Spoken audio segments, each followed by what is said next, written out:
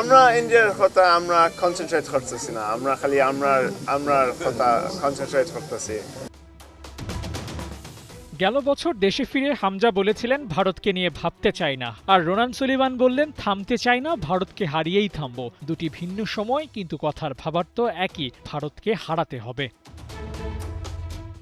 Match সেরা হয়ে অকপটে বলে গেলেন নিজের পরিকল্পনা, সেই সাথে দেখালেন সাহস, যা জুগিয়ে এনেছেন পাকিস্তানের বিপক্ষে জোড়া গোল করে ম্যাচ জিতিয়ে। বিদেশ থেকে যেই আসেন সেই যেন ভারতকে মার্ক করেন, ওদের বিপক্ষে চাপ নিতে চায় না, বরং কোনো কোনো ক্ষেত্রে সেটা ফিরিয়েও দিতে চায়। সুলিভানেরও সেই লক্ষ্য, ভারতকে ফড়কে দিতে হবে।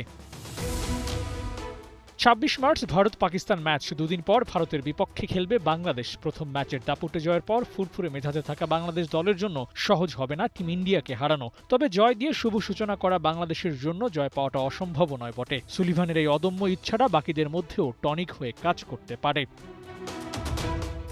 ভারতকে হারানো যেন একটা স্বপ্ন, সে স্বপ্নে বিভোর হয়ে আছেন সুলিভানও। ভারত টুর্নামেন্টে বড় প্রতিপক্ষ, ওদের বিপক্ষে ম্যাচ জেতাটা দারুণ অর্জন তো হবেই, পাশাপাশি এই ম্যাচটাও সুলিভানের জন্য হবে নিজেকে চেনানোর আরেকটা সুযোগ। পাকিস্তানের বিপক্ষে ভালো করে যে আলোচনায় এসেছেন, সেটার ধারাবাহিকতা ওকে ধরে রাখতেই হবে।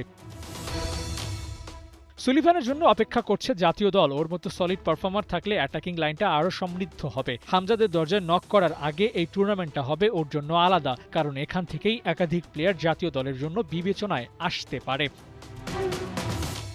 সুলিভান প্রবাসী, বিদেশ বিভুঁইয়ে ফুটবলের হাতেখড়ি হওয়ায় লোকালদের থেকে ওর খেলার মান কিছু ক্ষেত্রে আলাদা, স্পষ্ট করে বললে ভালো। তাই ন্যাশনাল কল পাওয়ার দৌড়েও এক সিঁড়ি এগিয়ে। সাফ শেষে ওর জন্য কোনো সারপ্রাইজ অপেক্ষা করলেও করতে পারে। হামজা সমিতির সাথে লাল সবুজের জার্সিটা খুব দ্রুতই গায়ে জড়াতে পারেন।